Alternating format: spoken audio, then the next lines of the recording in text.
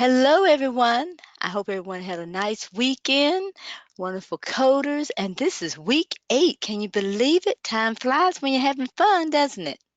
Well, listen, I want to say first hello to our forensic coders because that's what you have become in these last 8 weeks. I tell you guys have just been wonderful, just awesome, outstanding. There are no words to really describe just how you've been this time. But I want to say hello to the team. And the team members have anything to say? Miss Bennett or Miss Tamika, would y'all like to say a few words to the coders?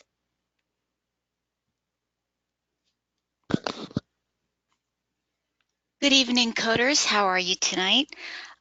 Did you miss us while we were away? I know I missed you guys. I missed being in class with you, and I miss trying to keep up with you in the chat. Hope everybody had a wonderful holiday and you're ready to settle in and get some coding in tonight. Hello, hello, forensic coders. As Mrs. Al said, you guys have indeed become forensic. We are so inspired by your progress and we always appreciate your attentiveness. As always, Mrs. J has put together some fabulous content for you guys and looking forward to interacting with you guys in the chat. Welcome again to week 8. And also, coders, I know if you listen to the videos, you hear this at the end of at the end of most of the scenarios, you hear Miss J's encouraging words saying, "Well, did you get that right? If you did, that's outstanding. But if you didn't, that's priceless because you learned something." So I want to say, for us, Mrs. J is outstanding and she is priceless because she has shared her knowledge and her genius with us, and she has turned AMCI into such a beautiful program that is just blessing so many of us. And without further ado, Miss J, do you have anything to say? I sure do. I just want to say hello, hello, hello to you, Miss Al, to the team, Miss Bennett, Miss Tamika, and to you, coders. I missed you. How was your holiday? Did you have a great time? I did. And I hope you had a lot of turkey and had a lot of turkey comas and all that good stuff. But you know what? Miss, go ahead, Miss Al. I think you still have some more stuff to do. Yes, ma'am. Announcement, partner students, Facebook group. Join your school Facebook page. Partner students, AMCI Medical Coding Exam Prep Group. If you have questions regarding the course, please contact your instructor. iCode Academy, Mr. Darrell and Ms. Pickett. CLC, Ms. Carmen. South Bay, Ms. Laura. NLC, Ms. Tonda. Please fill out your attendance sheet on the link provided. Attendance sheets will be provided in the chat.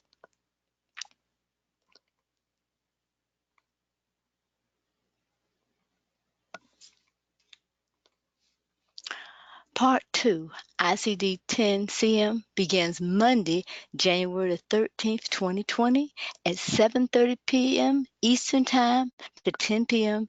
Eastern Time. Looking forward to seeing you. Why is your feedback survey important? AMCI quality classes, instructor, no feedback means no good. And coders, we would like to say that we really would like your feedback, especially at the end of this class session, because we'd like to, have an overview. Give us remarks of the overview of what you think the last 8 weeks were like, and what we might could do to improve the 8 weeks. Okay, we appreciate it. All right. Thank you so much, Miss Al. And so Miss Al kind of, excuse me, let the cat out of the bag first. She said that when you leave part 1, you will go to part 2, and part 2 is ICD-10-CM, and that begins on Monday, January 13th, 2020, and class begins at 7:30. So it's a 2 end a half-hour class, 7:30 to 10 p.m. Now, students will enter the course. You'll enter your 2020 course on 1/2/2020. So while we're at it, let's just take a sneak peek at part 2. Let's do this together. So when you enter your course on 1/2/2020, you'll start here. Everything that you need will be in the order presented. It is so much easier to navigate. Everything that was the goal this year. That was the goal, and I think we did it. You'll click on here. This is how to take part 2 and how to order my text. Now, if you are an iCode student, you don't have to order your text. Your texts were ordered for you. Then you will come to the next step, and you'll RSVP for Monday's class. Yes, the part 2 class is on Monday nights. Then you can get your syllabus here. You can print it out or just look at it. Then you'll go to week 1. Every single thing that you need to complete week 1 is right here. And when you're finished with week 1, you'll go to week 2, 3, 4, 5, 6, 7, and 8. And then you'll take your final quiz, and then you'll take your final exam. Then you're finished. And then it's time for you to go to part 3. And before you go to part 3, there are a few things that you'll need to do. You'll need to do your introduction to CPT HIPAA modifiers if you didn't complete it in part 1, and you probably did. You'll need to watch the Chun lecture. Chun is the AMCI annotation technique. So you'll do it here. You'll need to watch a lecture on keyword concept. That is the AMCI technique to solving exam scenarios. And it shows you how to do it really fast. So Chun is going to be a huge, huge advantage. When you take your exam, that Chun is your friend. And finally, part 3, business of medicine. You'll have to watch that if you didn't do it in part 1. And I'm sure you did it, because tonight we are going to talk about business of medicine, and hopefully you've watched the lecture. All right, so I have a few announcements. And team, I'm going to need your help a little bit.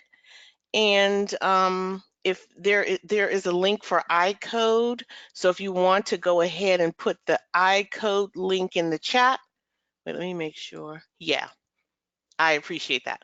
All right, so this is what's going to happen. This is how you're going to transition to your new course. If you are an Introduction to Medical Coding student, you know who you are. And these students, they're only taking this course. That's it. So you have a few things that you can do. In the very next to last module, you'll see this. It'll say ready to request your certificate of completion and enroll in the full CPC exam prep course. This is what you do. You just go here. All right. And if you have any questions, just contact customer service. So these are the instructions for the Introduction to Medical Coding students only. All right, time to move on. So you click here to enroll in the CPC course. And next, the AMCI students and the partnership students. You will be able to access your 2020 course from your 2019 course on 1/2/2020. There will only be one module in your course. On 1/2/2020, one module. Just click on that module and enter your 2020 course. It's that simple. And iCode students, you'll have to complete your scholarship application. So team, if you can, thank you. Someone put it in. Thank you, Ms. Bennett. All right, so in your course, Ms. Bennett just gave you the link. If you didn't get it, sometimes you can't. It is in your course, in your Student Resource Center, right here. Just go there, fill out that application to accept your scholarship. And one thing I want to tell you, a lot of you have completed your applications. Thank you very much. However, all AMCI students must have an AAPC member or registration number. So if you do not have a member or registration number on your application, you can complete it here. You can request the number there, or you can just contact AMCI customer service. We'll give you the link. Okay, so all students, all AMCI students must have the AAPC member or registration number. And if you don't have one, you can request one right here. Okay. Someone says, so we get a scholarship for part 2. You get a scholarship for part 2 and 3. We're going to take care of you. We know that you've already paid your tuition, so we're going to give you a scholarship, AMCI. All right. So that's it. If you have any questions, go ahead and type in them in the chat or contact AMCI customer service and let me continue. So now when you leave here, you are, if you do not have the text, because you don't need the proper year text for this class, but when you move on to parts 2 and 3, you will need the year that you are testing. So if you plan on testing in 2020, you'll need to purchase those texts. Now, if your school has purchased your text for you, that is fine. But if you are an AMCI student, you do have to purchase your own. Just go into your course. We have our own AAPC purchase link. You click on it, get your books at a discount. And that purchase link, you can buy your books for discounts, you can pay for your exams for a discounted price, and your membership. Whenever you're ready to take your exam, you'll need to buy the AAPC membership, all for the discounted price. So just want to let you know that the current year books are required. So next year is 2020. If that's when you're testing, that's what you should purchase. And it is required. The TTT Manual 2020 is required. And especially for 2020, we've made some changes. And one change that we made specifically is we used to have group studies every week. Group study is going away. And we have integrated the group study into the class. And a lot of your homework questions in your class are in your TTT manual for 2020. So if you're going to purchase it and you want to get a discounted rate, go ahead and buy it now, pre-order it. It's $10 cheaper after, I think the deadline, I think it's the 31st. I think the deadline is the 31st. After the 31st, that price goes up. It's $10 more. So I would get my TTT ASAP, and you can purchase your TTT in your course, or you can purchase it on our website, www.amcicoding.com, and click on TTT. All right, so enough about these announcements. Let's get to it and let's talk about the goals of the presentation. All right, so the goals are, well, they're all in different order, so let's go ahead, let them all come up. Number 1, we're going to review some key points of business of medicine. Number 2, we're going to test your knowledge with a Jeopardy game. We're going to test your knowledge of the homework and what you've learned tonight. We are going to talk about medical terminology. We're going to have a short discussion on medical terminology and word building. And finally, I'm going to repeat the instructions for part 2, how to get in part 2, ICD-10-CM. All right, so let's talk about some key terms for business of medicine. And business of medicine pretty much is the administrative side of medical medicine, okay? It's the business of medicine. So here's some key terms that you should be familiar with. There are outpatient or professional coders. This is what we are doing this is what we're doing here. We are teaching you, and you are learning and preparing for the outpatient or professional coding exam. There are also inpatient coders, and they're also known as facility coders.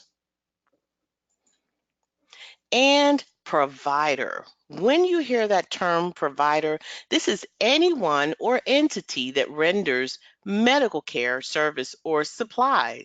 These are called providers. So you're going to hear us say that quite a bit. So let's take a look at the physician practitioner hierarchy. First, we have physicians. They are the highest ranking provider when it comes to people, all right? Physicians or practitioners, they are your highest ranking provider.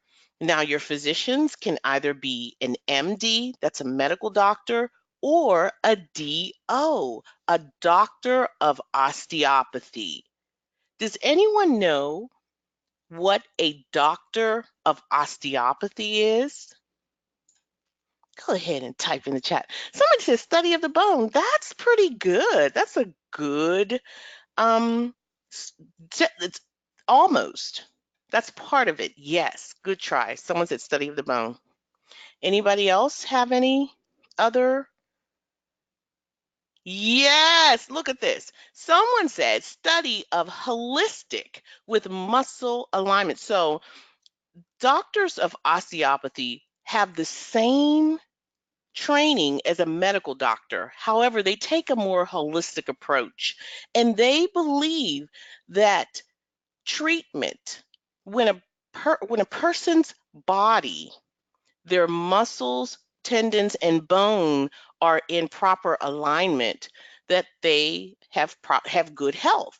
So doctors of osteopathy prefer a more holistic approach. And yes, I had a DO who was my endocrinologist. I had, DOs have all kinds of specialty. And I didn't even know he was a DO because I couldn't tell, but I was glad to have that experience. So that is what a DO is. All right. Next, underneath physicians, you'll see the mid-level providers. And these mid-level providers are known as nurse practitioners and physician assistants. Yeah, so they're next. And the difference between a nurse practitioner and a physician's assistant, the nurse practitioner has a master's degree, and physician's assistant, they go through 26 and a half months program. And both the nurse practitioner and the physician's assistant, they are also known as physician extenders. All right, so let's talk about Medicare. And we're going to talk about HIPAA. We're going to talk about soap. No, not that soap, not washing soap, but we're going to talk about the OIG and fraud and abuse. Okay, we're going to begin with Medicare. But before we talk about Medicare, let's go ahead and define what a payer is. A payer is any agency that pays your medical bills. So these are insurance companies. All right. So payer is an insurance company. And you know what? Does anyone know the largest insurance company? You want to take a guess what the most common or the biggest entity who insures medical bills or medical care, someone said it. Look at that. Someone said it. They said CMS, Medicare. Yes, yes, it is. You know what? So let's just go ahead and just say it. The government. The government is the largest carrier. Yes, Well, they are, because the government sponsors Medicare, Medicaid, that's CMS, and TRICARE. Anyone know what TRICARE is? I know you know, Miss Tamika. Yes, Wakita. It is the military. Yes, Jamila. And yes, yes, yes. Indeed, it is. So those are the largest payers. And then after that, you've got your private insurance, or other words, we refer to it as third-party payers, such as Blue Cross Blue Shield, United Health coverage, HMOs, PPOs, POS. They're all third-party payers. Now let's get back to the Medicare and Medicaid. All right, so of all of the government funded insurances, these are the two most common, and they have a significant amount of authority, so much that they play a tremendous role in how private payers reimburse um, their um, their how they reimburse their claims, excuse me. So Medicare and Medicaid, they even regulate how providers practice their business. Yeah, their administrative side. Medicare and Medicaid require that some, they require any doctor that's contracted to render care for Medicare and Medicaid recipients, they require that they have certain protocols in place. For instance, when a Medicare recipient, um, if they go in and their bill will not be paid, let's say there is a potential for that bill to not be paid, that Medicare recipient must be given an advance beneficiary notice. All right, I'm not a Medicaid or Medicare recipient, and I've seen an advance beneficiary notice. They gave it to me because a lot of practitioners just integrate just protocols across the board. And also Medicare, Medicaid, or CMS, they develop a lot of the guidelines, especially with ICD-10-CM, especially with ICD-10 PCS, especially with HCPCS level 2. So CMS is very, very, very powerful. All right, so let's talk about Medicare and Medicaid. What are they? Well, Medicare is medical coverage for patients 65 years of age and older. Yes, so you have to be 65 years of age and older, blind, disabled individuals, and people with permanent kidney failure or end-stage renal disease. And we know that Medicare is funded by the federal government. Now, Medicaid, this is jointly funded by the federal government and the state government, and it covers low income and needy or indigent people. It also covers children, aged, blind, or disabled, and other people who are eligible to receive federally assisted income maintenance payments.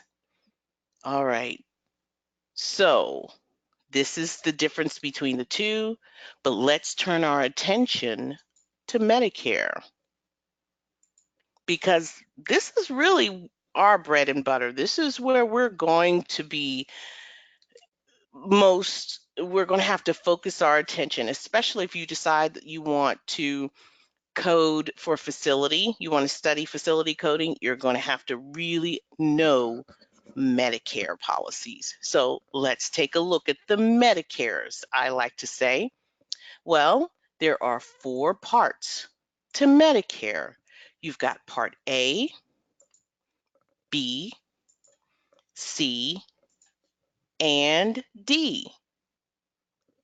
Part A, this helps to cover inpatient hospital care, as well as skilled nursing facilities, hospice, and home health care, critical access hospitals, pretty much inpatient.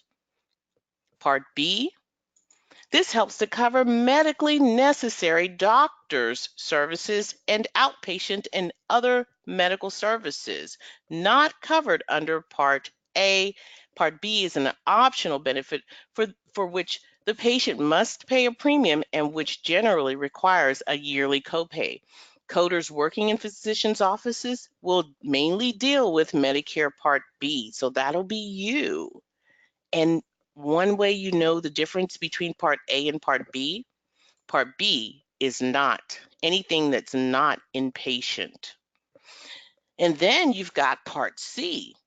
This is also called Medicare Advantage, and this combines the benefits of Part A and B, and sometimes Part D. The plans are managed by private insurers approved by Medicare and may include PPOs or health maintenance organizations and others. I'm going to talk to you a little bit more about Part C very briefly. And Part D.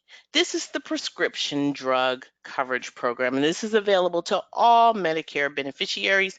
Private companies approved by Medicare provide the coverage.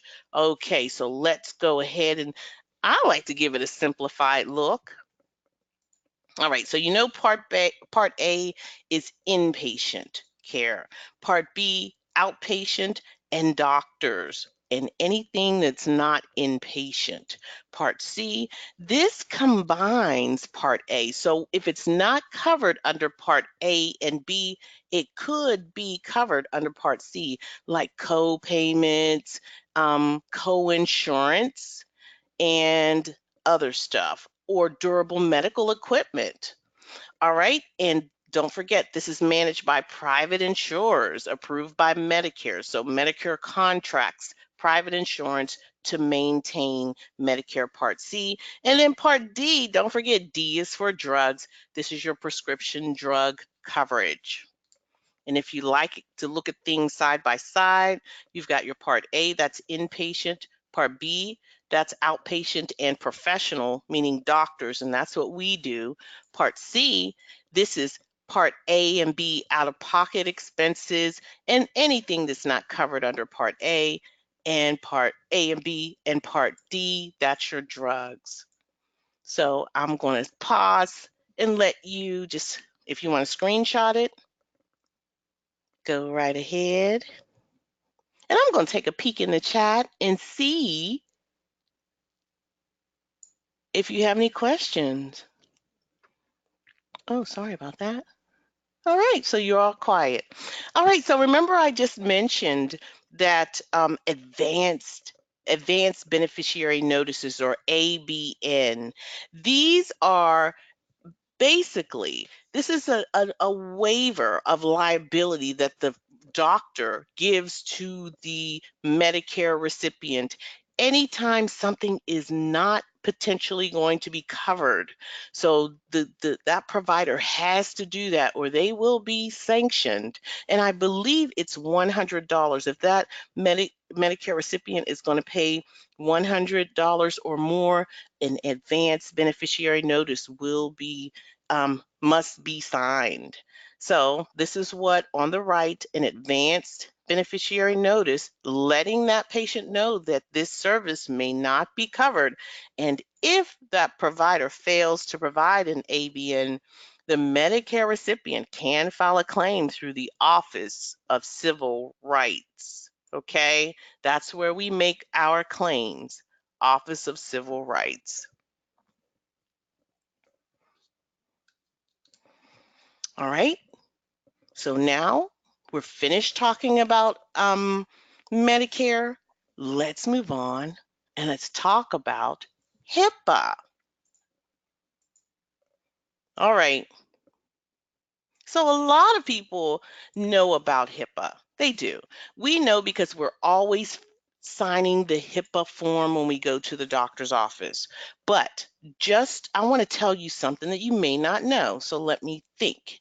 Well, we know HIPAA was established in 1996, and HIPAA is the acronym for Health Insurance Portability and Accountability Act. Did anyone ever think, Like, what does Health Insurance Portability and Accountability Act have to do with patient privacy? Well, guess what? Really not. It didn't.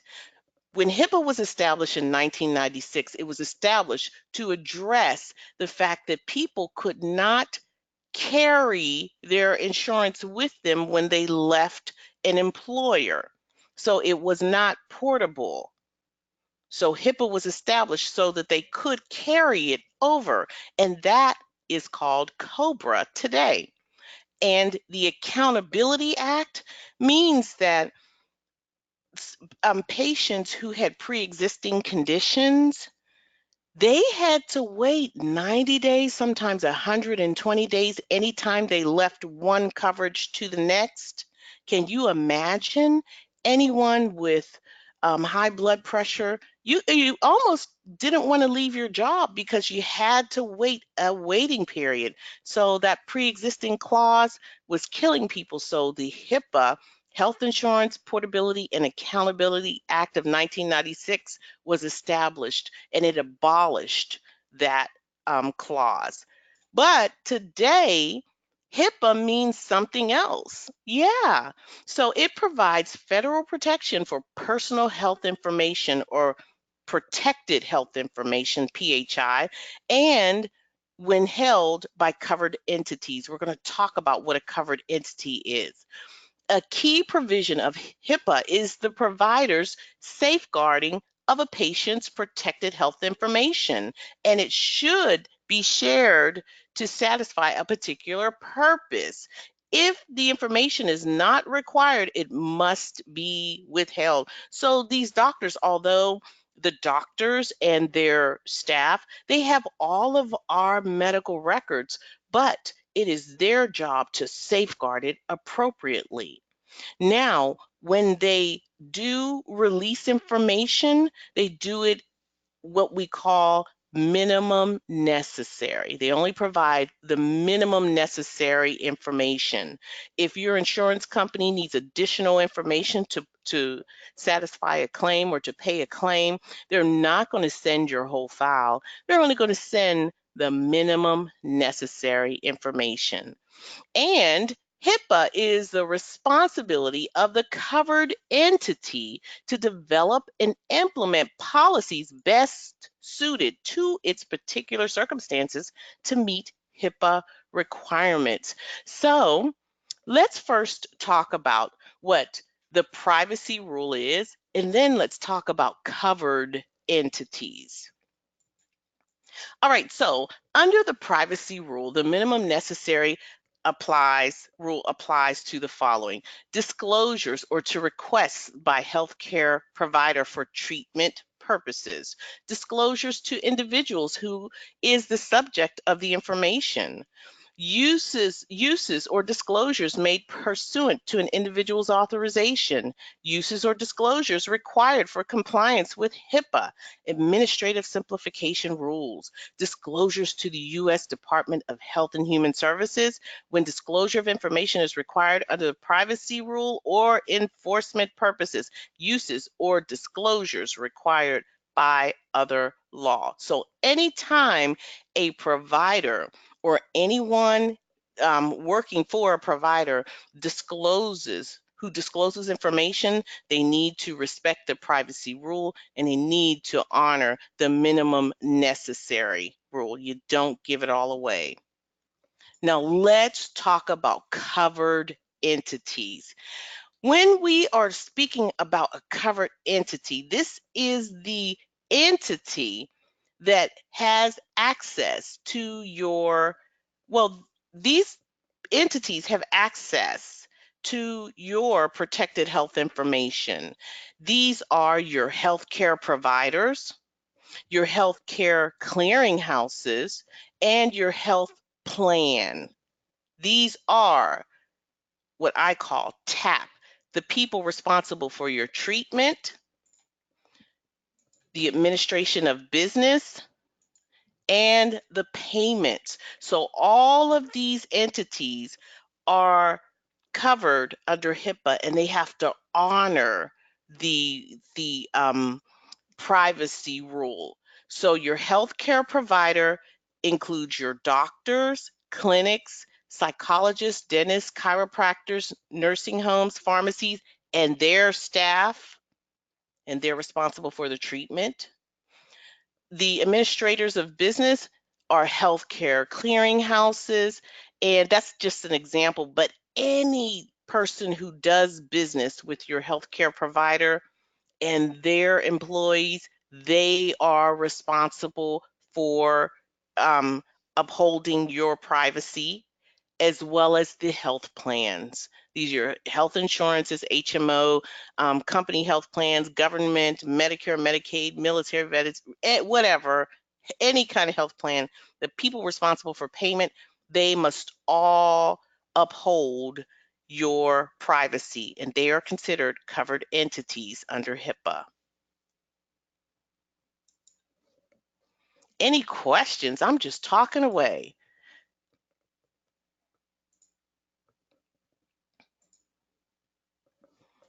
All right, no questions? Let's keep going. All right, so coders, what do you think will happen if a provider fails to uphold a patient's protected health information? What do you think will happen? Someone said lawsuit, lawsuit. They're fined. This is what happens. You will file a complaint under the Office of Civil Rights. That's what the patient will do. File a complaint. Someone said fine and jail time. It's very, very possible, but I'm not sure that jail time will happen if someone, it depends if how the patient was harmed. Okay, so I do want to point out that the Office of Civil Rights is where the complaint is filed, and then the Office of Inspector General will do the investigation and enforcement. All right, so now we're finished with HIPAA. Let's talk about medical necessity. What is medical necessity? Well, Medicare defines medical necessity as services or items reasonable and necessary for the diagnosis or treatment of illness or injury to improve the functioning of a malformed body member. Okay. That's what Medicare says, but this is what I say. I say medical necessity is the diagnosis that the doctor renders must justify that procedure or service. That's pretty much it. Isn't that easier to think about? It's easier to remember too. So pretty much when a doctor administers or assigns a diagnosis, well, no, let's say it backwards. Anytime that doctor wants to perform a procedure or service, that diagnosis has to justify the procedure. All right, coders, are you with me when I say that?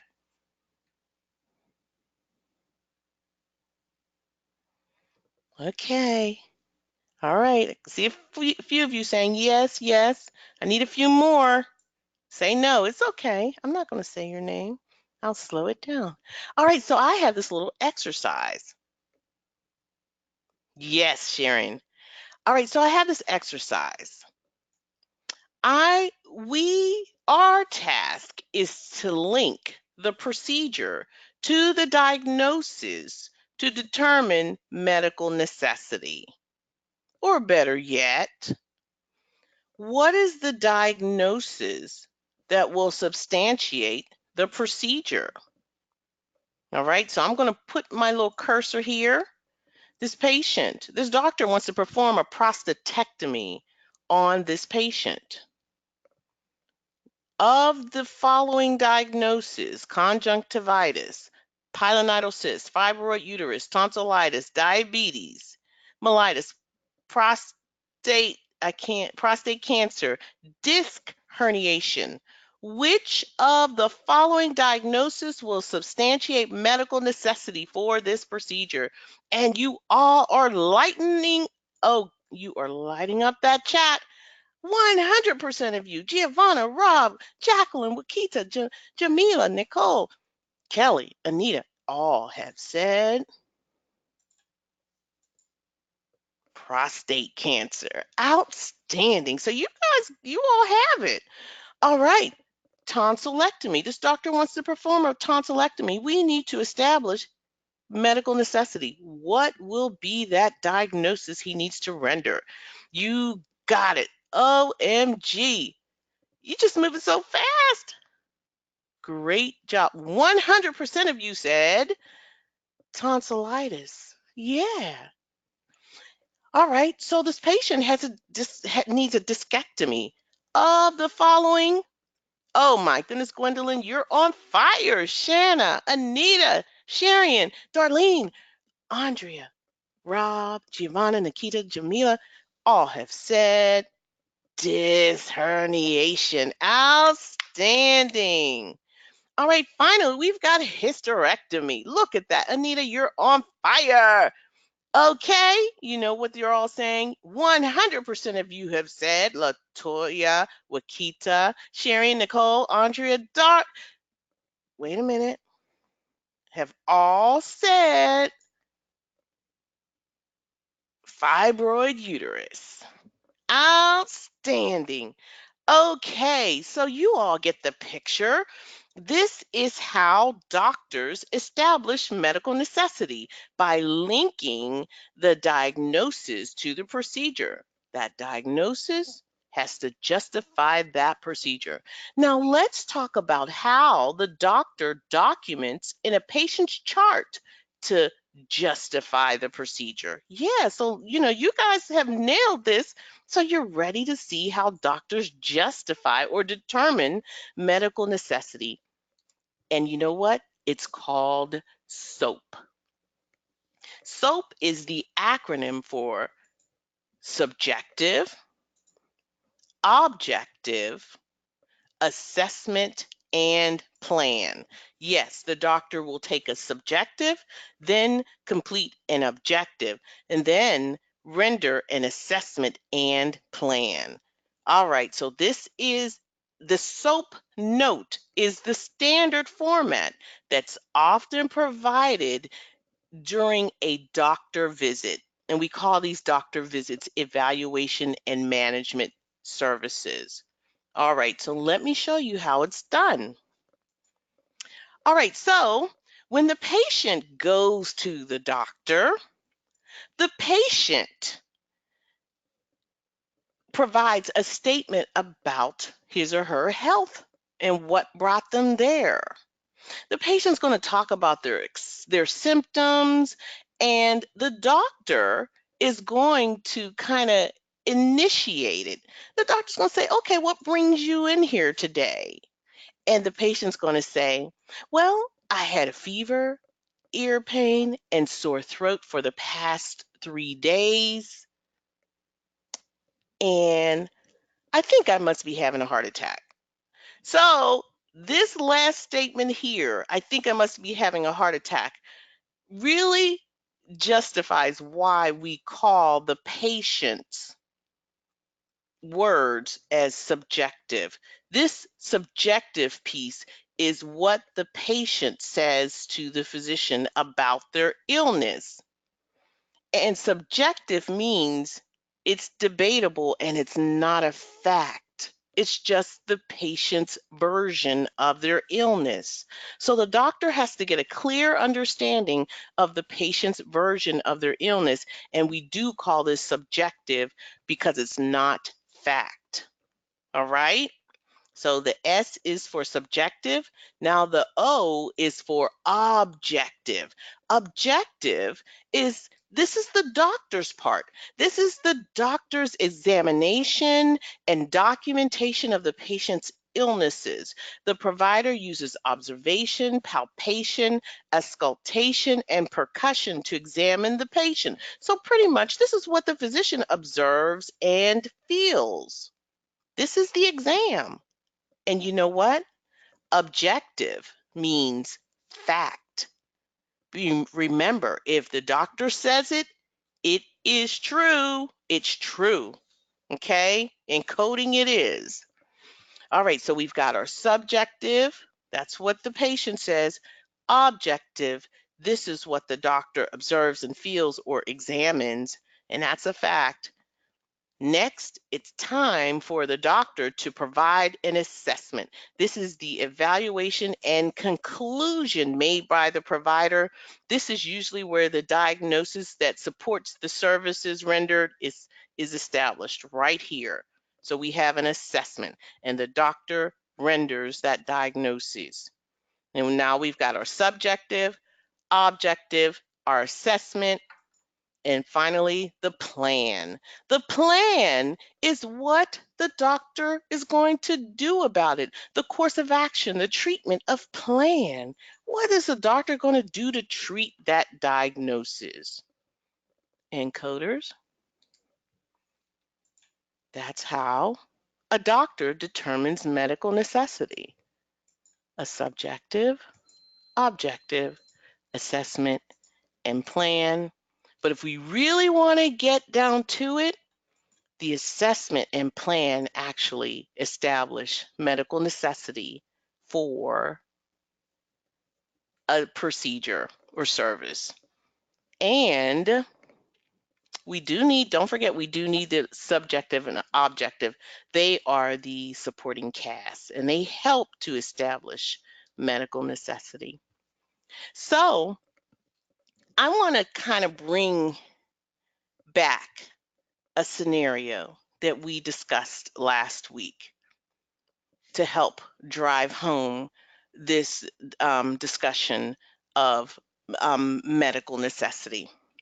So remember we had, well, first of all, if your diagnosis justifies the procedure, but you may have an extenuating circumstance and you may need to substantiate medical necessity, and basically your diagnosis doesn't do it.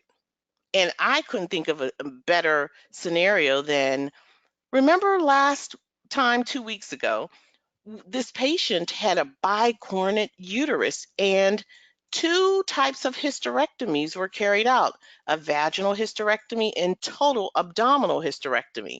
So I told you that you need to append these modifiers to get this paid. All right, coders, let me tell you something. In the real world, that might not cut it. You just can't put a modifier on there. We've got some coverage database that we look at. So when that diagnosis doesn't actually substantiate the procedure, we got a resource. In fact, we got 3 of them. And these are coverage database, and these are used when the diagnosis may not justify the procedure. So let's go ahead and learn about them. All right, so we've got 3. And the first thing that we'll do is we'll go to the Medicare coverage database to determine medical necessity. We'll type in both of those procedures. If it comes up and says, hey, you can code them together, then we code it. And let's say it's not in there. If it's not in there, then we might want to check our national coverage database. These are NDCs. And these are national, what they are is a national database that all persons nationally use. And if it's not in there, then we go to the local coverage database, or the LCD. And these are maintained by regions, okay? I don't want to get too much in it, but they're called Medicare administrative contractors, and they manage the LDCs. And let's say there's no guideline or any instruction, you can reach out to the Medicare administrative contractor and they can evaluate it and establish a guideline for it. Isn't that cool? All right, so let's remember how to establish medical necessity. Number 1, your diagnosis must justify the treatment. Number 2, you consult your Medicare coverage database, or your MDC. If it's not there, then you consult your NDC, your national coverage determinations. Then, If it's not there, you consult your local coverage determinations, LCD. If no guideline, you can reach out to your Medicare administrative contractor in your area, and there you get your answer. All right, coders? Someone said, is it NCD? Or I don't know. Let me check it out. It's NCD. Sorry about that. It was a typo. Thank you so much, Andrea. And let's move on. All right, so we talked about what if, let's say,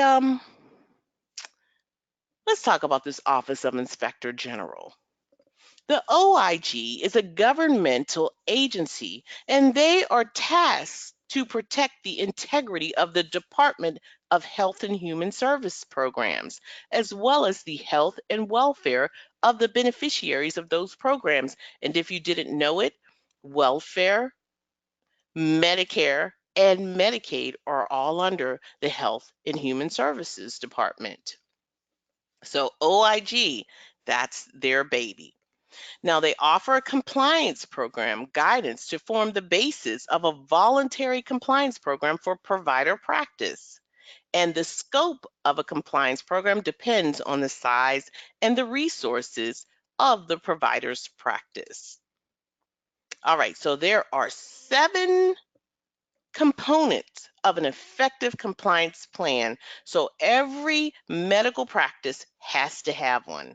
And these are what they need to do. They need to conduct internal monitoring and auditing.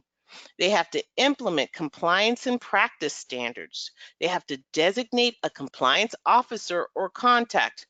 Ooh, let's go back to that. Number 3, if you decide to join a small group, like let's say a small medical group, and there's just a doctor and maybe a nurse, often that coder, you may become the compliance officer.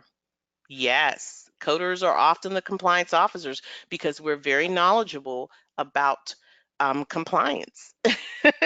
All right, you will have to conduct appropriate training and education, respond appropriately to detected offenses and develop corrective action, develop open lines of communication with employees, enforce disciplinary standards through well-publicized guidelines. So that will be every office, every provider's responsibility. They have to have at least these 7 components of an effective compliance plan. All right, and another thing that OIG does, they outline and prioritize for the Center for Medicare and Medicaid Services, the public health agencies, the administrations for children's and families, and administration on aging. And it's published twice per year, and they target areas of improvement. So the OIG Work Plan, I'm telling you, it's serious. And when OIG establishes a work plan, you'll see doctors, especially hospitals, take heed and start implementing things. For instance, right now, if you go to Duke Hospital, and let's say you're going to have surgery, Duke University has already implemented a protocol for opioid. They want to prevent opioid addiction. So in people who have surgery, they do everything possible not to prescribe opioids. They have a something that a patient has to drink prior to surgery. I don't know what that stuff is, but they have to drink that. They give them gabapentin. They do all kinds of things with, and they do everything possible not to administer opioids. And it's a result of the OIG work plan, because in the plan for 2019, that is the targeted area for improvement. So I know that Duke University Hospital has implemented it, but I do notice that there's another hospital here that's not a teaching hospital. It's called Wake Med, and Wake Med has not. So you see, this OIG work plan is, some hospitals are a little more vigilant and they move because they know that pretty soon that it's going to be required. So Duke got a start on it, and then you'll start seeing other hospitals following suit. Now, one big thing that the OIG focuses on, they focus on enforcing and monitoring fraud and abuse prevention. So let's just go ahead and define what fraud and abuse is. Well, under HIPAA, fraud is defined as knowingly and willfully execute or attempt to execute a scheme to defraud any health care benefit program or to obtain by means of false or fraudulent pretenses, representations, or promises of any money or property owned by any health care benefit program, incidents or practices not usually considered fraudulent that are inconsistent with accepted sound medical business or fiscal practices or wasteful. If a physician and accomplices are found to have committed fraud, they can receive penalties, including jail time, through the Office of Inspector General, who enforces and investigates fraud and abuse crimes. All right, coders. So that's a big, I think, you all pretty much know the difference between fraud and abuse. So I'm going to ask Miss Bennett to come on out and do a little exercise with you. Okay, thank you, Mrs. J. Students, join me in thanking Mrs. J. She is quite the erudite when it comes to coding and administration. So if you just bear with me as I take the screen.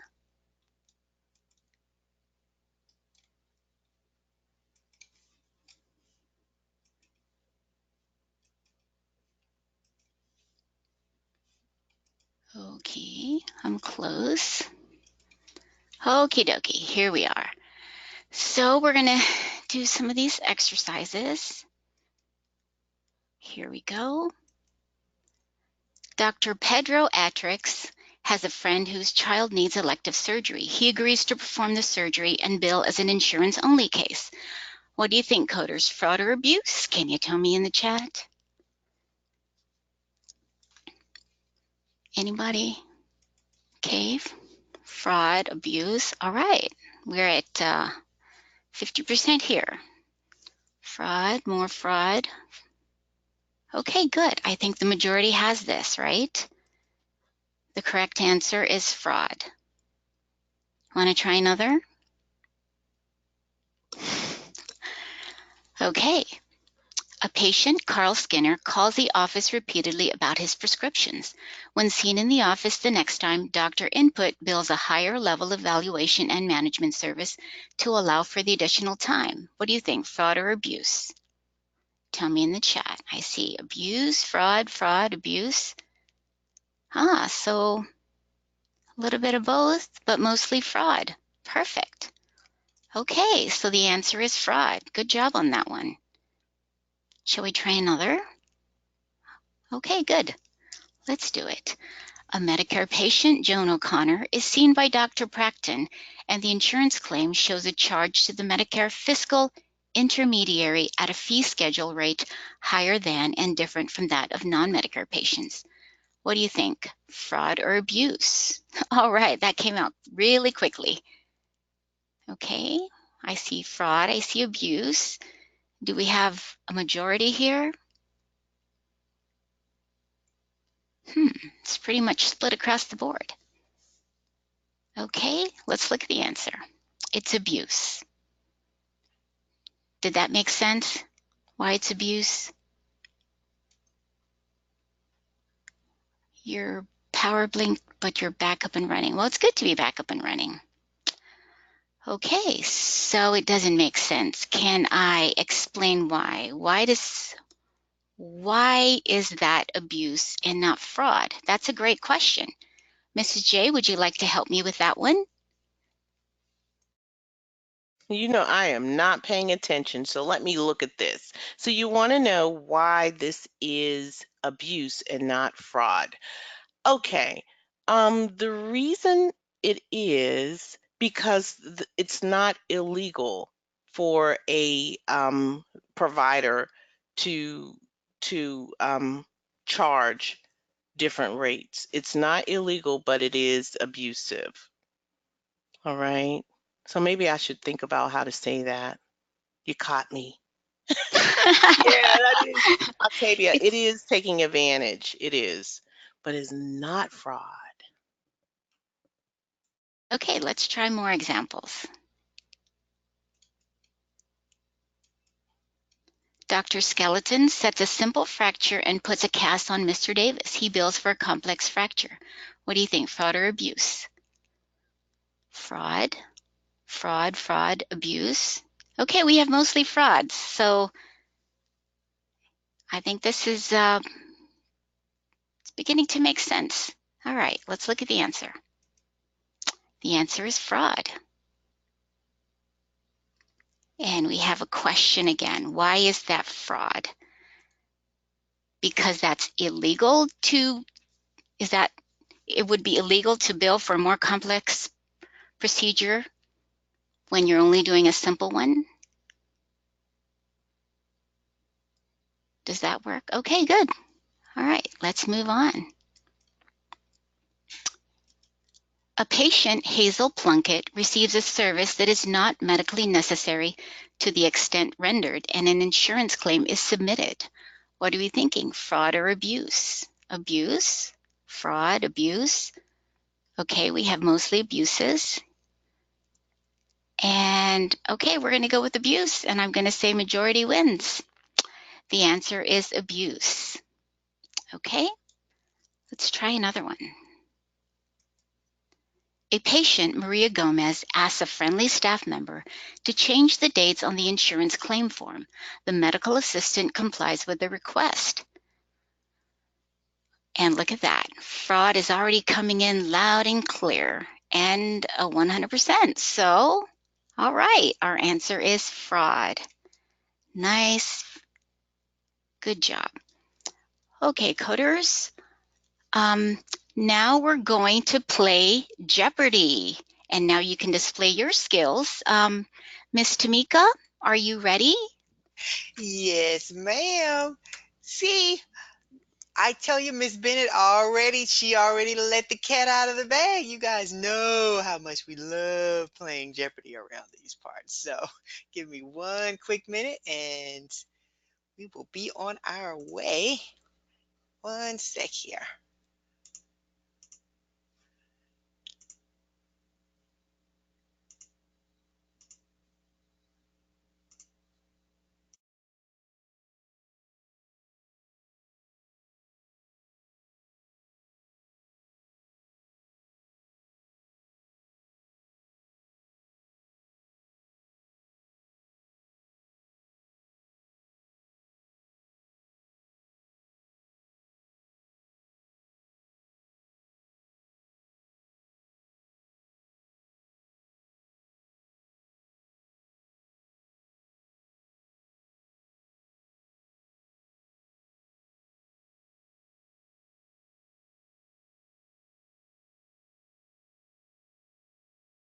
I am still here, coders. Give me one quick sec.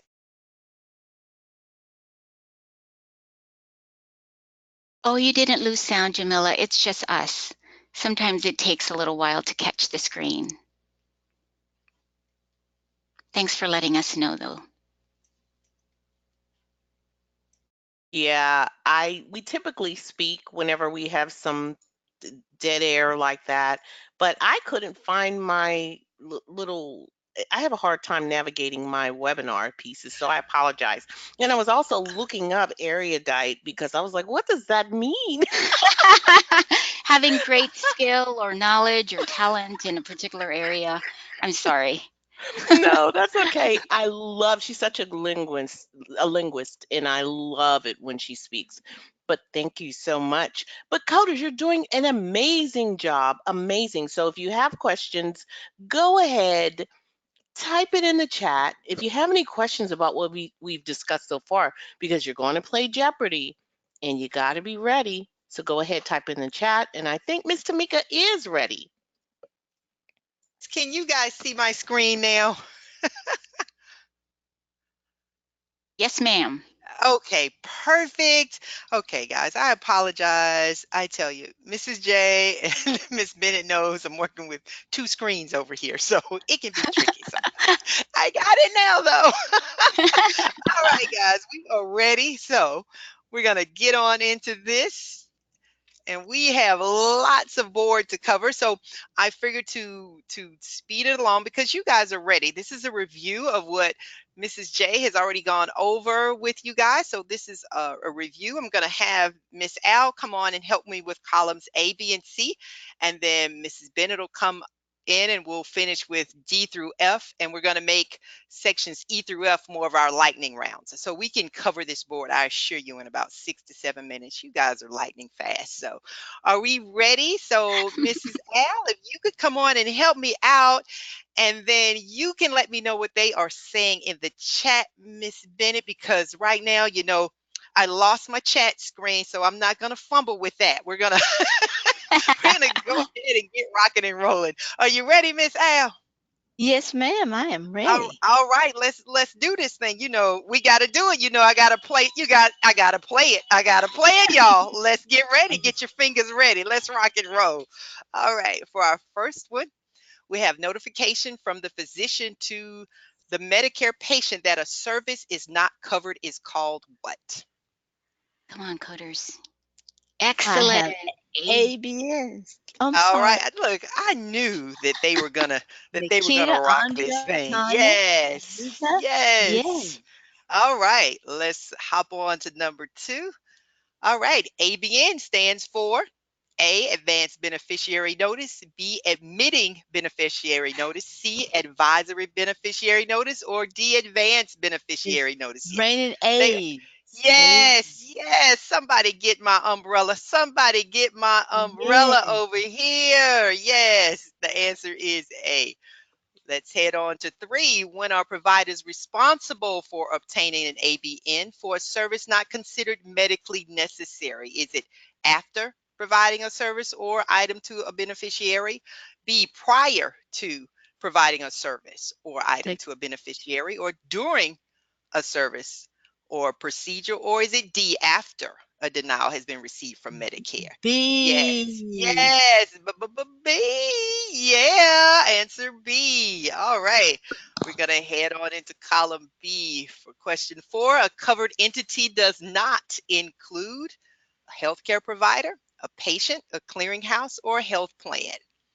Yes, I see you. B. I see you. All right. What we got, Miss L? B. B. B. Yes, B. Yes. They You got this. guys are willing and dealing in that chat. The minimum necessary rule is based on sound current practice that protected health information should not be used or disclosed when it is not necessary to satisfy a particular purpose or carry out a function. And what does this mean? I see we already have some answers popping in that providers should allow all staff members to access any record without restriction. Providers should develop safeguards to prevent unauthorized access. Practices should send records without releases, or D, all of the above. So what do we have going on in that chat, Miss A? Majority is coming in with B's. All right, let's see. Let's see. All right, we stacked up. We Yes. stacked up. They Yes. know their stuff. Yes, they All do. righty. So let's head on to C. The minimum necessary rule applies to A, disclosures to or requests by a healthcare provider for treatment purposes. B, disclosures to the individual who is the subject of the information. C, uses or disclosures that are required by other law. Or D, covered entities taking reasonable steps. What are we looking like, Miss Al? Let me see. I have a mix here this time. Okay, okay. Have it. A, and then I have a D. Okay, so D. we got a little bit of alphabet soup going on. That's Yeah, okay. That's okay. yeah. The answer And the is D. D's have it. So Miss All Gwendolyn, Miss right. All right. So Andrea, and they are Miss willing Mary. and dealing. So who, Yeah. guys, is responsible for enforcing the HIPAA security rule? Is it OIG, which is the Office of Inspector General? Is it HHS, which is the Department of Health and Human Services? Is it C, OCR, which is the Office for Civil Rights? Or D, CMS, which is Centers for Medicare and Medicaid Services? Getting a mixture again. Okay. I think A was the first. You So think A was the OIG. first? All right, Miss Al, we're going with Let's it. Okay, see. we got C, Office of Civil Rights. I know those initials, they can start going together at times. You guys are still doing a wonderful job. All right, so let's head on to D, the minimum necessary rule. Oh, see, we already got the answers on there. So we got a repeat on some, we have a repeat on some of these things. So this is going to be quicker than we thought. All right. So let's take it, Miss Bennett. You ready? And Miss L, you monitoring the chat still that Medicare Part D is what type of insurance? Is it a Medicare Advantage program managed by private insurers, or B, hospital coverage available to all Medicare beneficiaries? C, prescription drug coverage available to all Medicare beneficiaries? Or D, physician coverage require monthly premiums? What do we have going on, The ladies? chat is unanimous with C. Yes, get my rain boots out. It's flooding in there. Yes, prescription drug coverage. I always remember this one because D for drugs. So, hey, Right. we'll take it. Awesome. Anything to help you keep that stuff straight. All right. So, we are going now into, what is PHI? Is it A, physician health care interchange, B, protected health information, C, private health insurance, or D, provider identified incident to? All Okay, right. looks like we have all B's, but All a right. few All others, B's. but all All right. B's. All right. All right. Okay, okay, we got some action going on there. Anything All that right. links the patient to your health status. Yes. We don't want everybody knowing our business now, just what they need Right. to know, a need to know basis, right? All right. What form is called the universal claim form? And most physicians use this form to submit charges to the insurance carrier. Is it A, UB-04, B, CMS-1500, or C, ABN? And finally, D, provider reinforcement form. Looks like we have alphabet soup for the answer here. Okay, we got a little, All somebody get my right. spoon. Somebody get my spoon. We got alphabet soup going on. All right, so we had, that's okay, guys. So we had B for that one. So we had a little bit of a mixture. That's all right.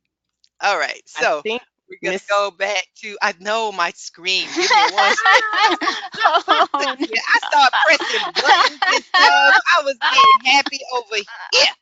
Okay, let me see here. Let me go back on this thing. See, I told them I'm messing with all of these. There we go. Now it's pretty again. Under HIPAA, patient sign-in sheets are what? They are A, are never permissible. B, they are permissible.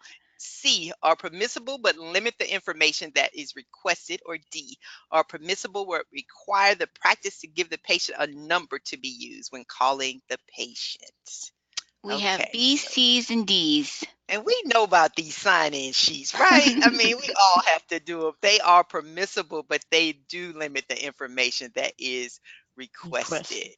All Amen. right. So how far have we gotten on this board? Are we down to F yet, or are we about to the end of E? What do you think, ladies? I'm scared to touch it now. I'm scared to touch it. Okay, F. The AAPC was founded in what year? All Was it right. A, 1956, B, 1965, C, 1980, or D, 1988? Okay, we have mostly D's.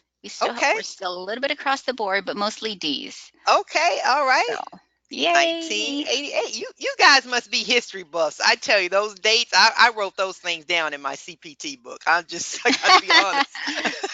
Okay, under high tech, if a breach occurs, the covered entity must A, does not have to notify the affected party. B, only has to modify the affected party if they feel it reasonable, only has to notify them. Or C, must notify the affected party no later than 30 calendar days after the discovery of the breach. Or D, must notify the affected party no later than 60 calendar days after the discovery of the breach. Here we go with these numbers again. Okay. So what do we have, Most, ladies? What do we mostly have? C's. Couple Mostly D's, C's? but mostly C's. Okay. The The answer is answer is D. All right, so they've got to be notified, the affected party, no later than 60 calendar days after the discovery of the breach. Look here, y'all. Close your eyes. Here I go again. Oh my goodness. My fingers are getting happy over here, y'all. Here we go. Here we go. Here we go. I'm like, somebody help, help. Here we go. All right. So that finishes that with the Jeopardy board. You guys know I always appreciate your patience with all that stuff.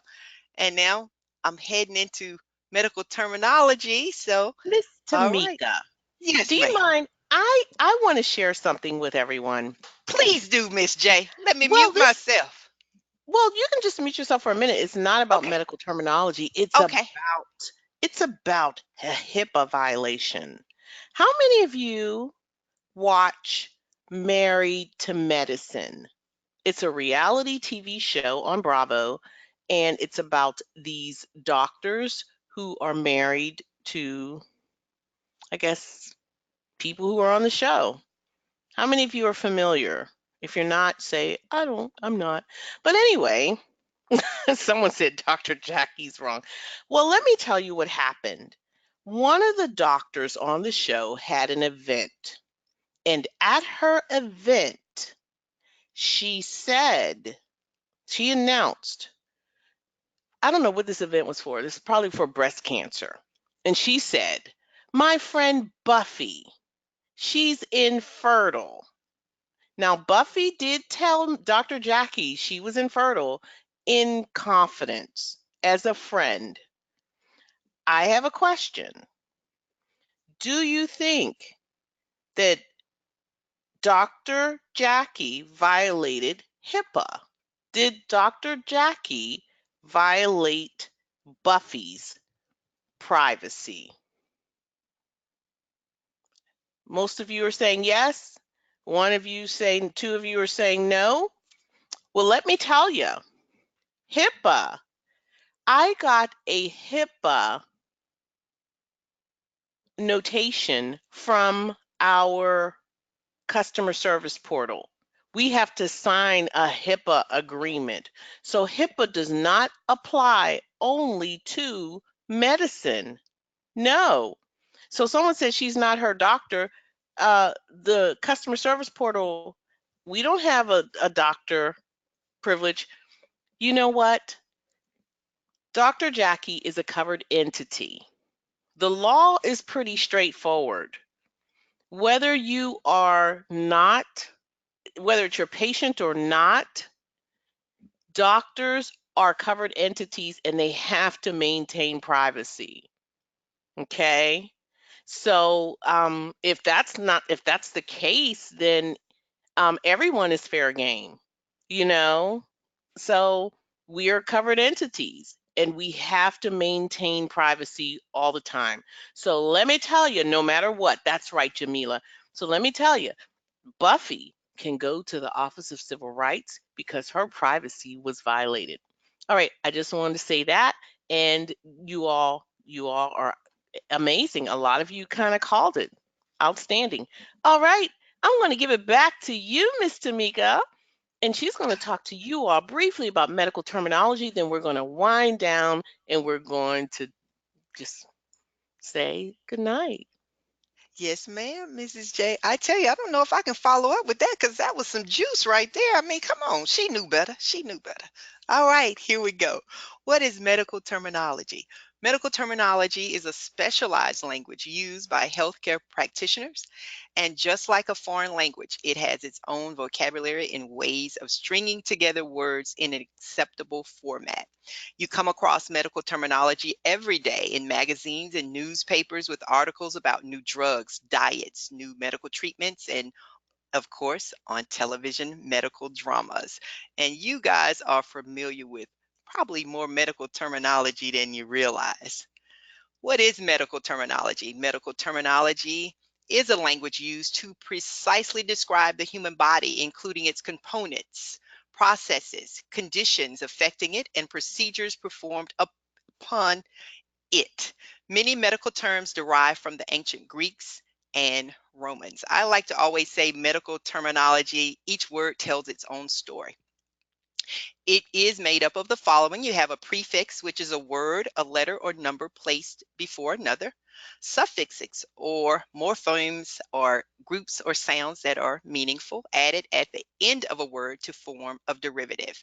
And you have the root word, which is a word that can stand alone and it has meaning.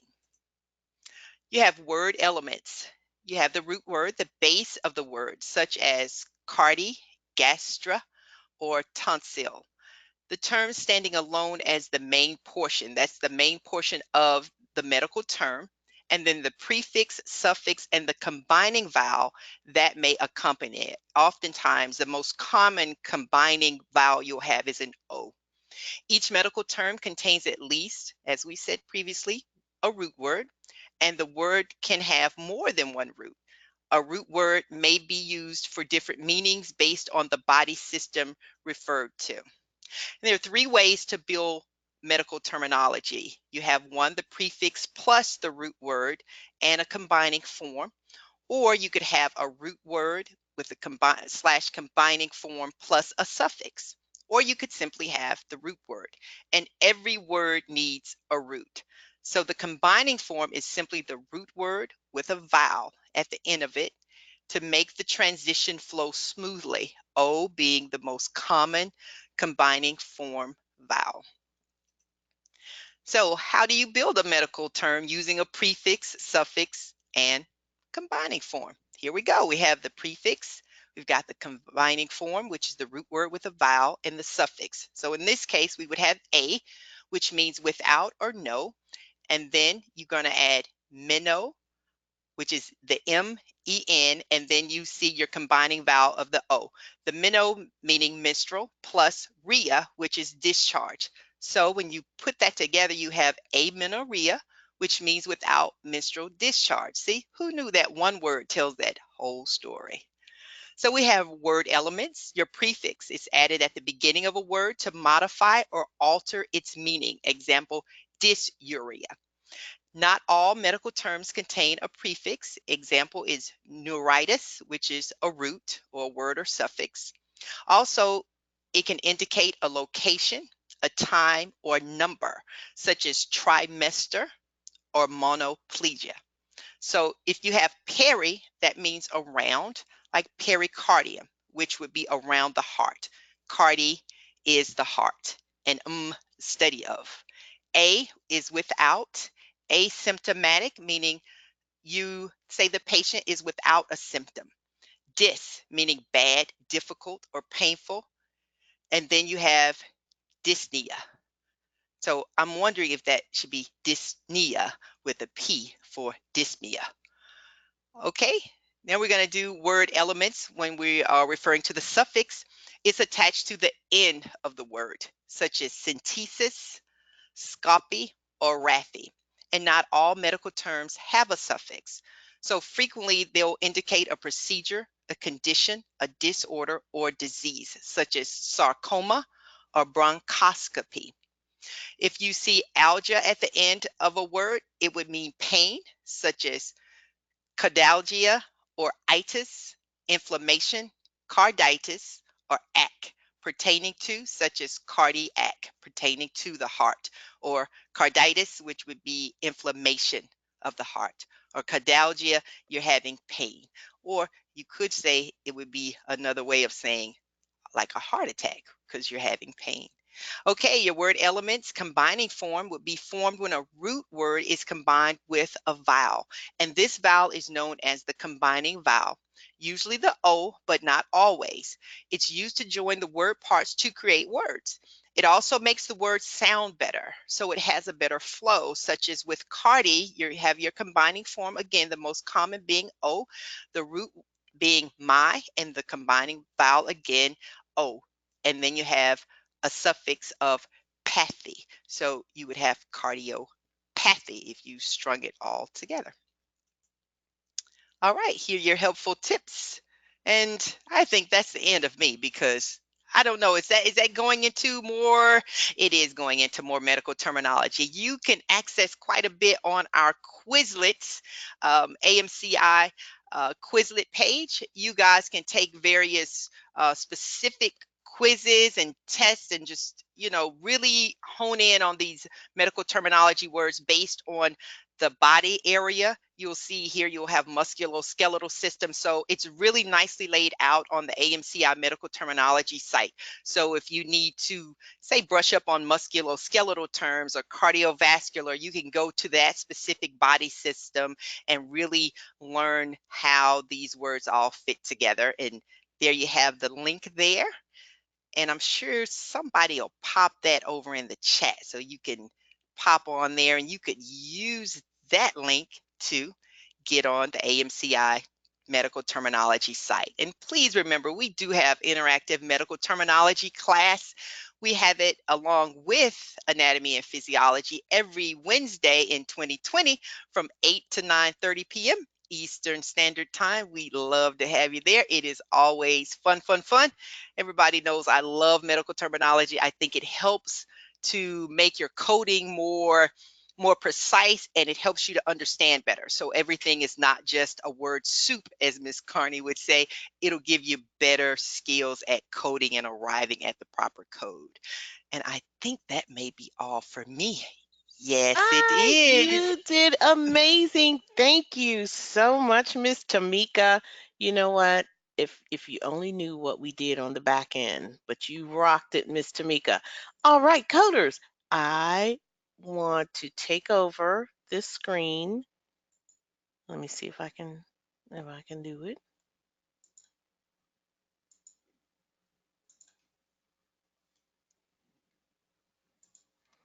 Okay.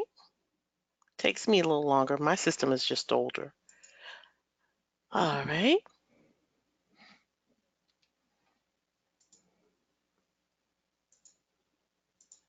All right, so homework. You don't have homework? We're finished. Isn't that awesome? All right, coders. So if you didn't do all of the assignments in part one, now is a good time to do it. You've got until January. So I would say go ahead and finish it up, and you'll be perfect and you'll be ready for part two. That's part two. That's its ICD-10 CM part two, and it begins January 13th, 2020, and class is held every Monday at 7:30 p.m. Eastern. Don't forget that the AMCI and partner students, your class, you can find the link to your 2020 course on January 2nd, 2020. Don't forget, there'll only be one module. You won't miss it. And if you have any questions, just contact customer service and we'll help you out. iCode students, you will find the link inviting you to accept the scholarship in your course. I showed you where. It's right in your Student Resource Center. The second step, just click on it and don't forget to register with AAPC. If you need any help, just contact customer service. And finally, Introduction to Medical Coding students, your next class, well, you just follow the instructions in your course. And that is all. So we've got a few moments and just want to answer any questions. If you have any, go ahead and type them in the chat. All right. Someone says, and I'm going to read some of these questions out. I'm not going to say your name, so we'll give you some privacy. We'll give you some HIPAA consideration. All right, someone said, if I request my membership number via the link, will the code be provided instantly? Absolutely. You will get your membership number, absolutely. And if you are an iCode student, make sure that you share that number with iCode because AAPC will only give you one number and it'll be easier for them if they have to put anything on your account. it'll be easier, and they'll appreciate it too because they don't have to generate a code for you. All right, someone said they did the application but did not add their, oh, just contact customer service and tell them what your member number is and they will apply it to your account. Okay, great jobs. People are saying good night.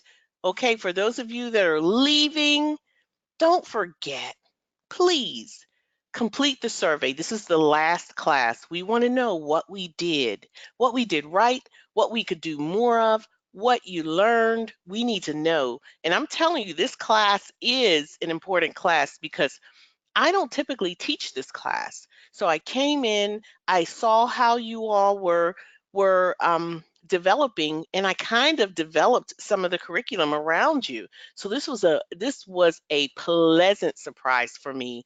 And also it impacted how we are instructing our part 2. So your transition is going to be amazing. You are more than ready. If you've done all of the work, you are ready for part 2. You're going to rock this test. I know it. All right, so I can't wait. I'm going to miss you guys. I want you all to have an awesome holiday. I'm going to have an awesome holiday, and I'm excited. Wait until you see what we've done with this class. Wait, not this class, but this course. It is amazing. It's so much easier to manage, so much easier to navigate. You guys, that's my gift to you, and I'm so proud of you all. Okay, Merry Christmas. All right. And you know what? Thank you, Tina. You are amazing. Team, my team. I got Miss Bennett, Miss Al, Miss Tamika. You know what? I will be teaching part 1 next year. If you all want to join me, come on, please. And we're also going to have Miss Melissa. We're going to have a great time. Happy New Year. Thank you. Merry Christmas. And team, if you want to say goodnight, go ahead. Mrs. J, would you please back up to a slide? One of the students would like it. I'm not sure which one it is.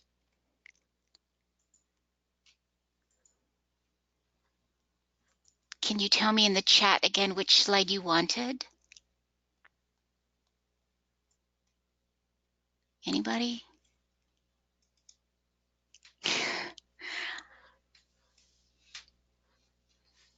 The first day of class slide. Is that the right one?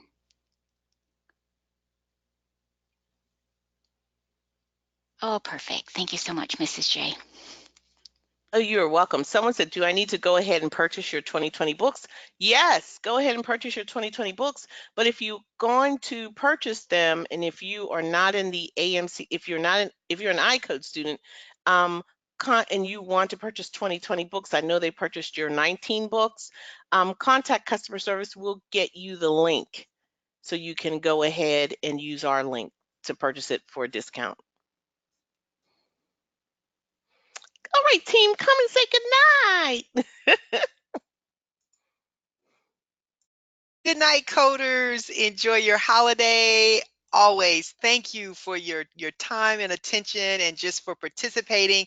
It helps us. And as Mrs. J said, your participation and your enthusiasm, it helped her to genuinely tailor this course to what you guys were doing. Your hard work, it showed, and we so enjoyed you guys. Thank you so much, as I always say, for giving us your most precious gift of your time each Thursday. We appreciate you. Enjoy your holidays, and we'll see you all in 2020. Awesome. And you know what? I just want to interject. So for those of you that, you know what I think I'm going to do? I'm going to put place in your student resource center so that you can order 2020 books if you want to. So everyone will have a 2020 book module, so you don't have to worry about where to get them if you want to buy books. Some people do test with 2019. We don't recommend it, but you know, if that's all you got, that's all you got, and we'll work with you. Okay, but 2019 does put you at a disadvantage because AAPC will put some questions that are only in the 2020 book. You know, they sell books. Let's keep it real here. Good night, coders. Thank you so much. You were the first class that we've had the privilege of beginning and ending the class. So thank you so much. It's been quite a learning experience. Good night, coders. Happy holidays. Happy graduation. Have a great and prosperous new year. God bless you all. All right. Good night, everyone.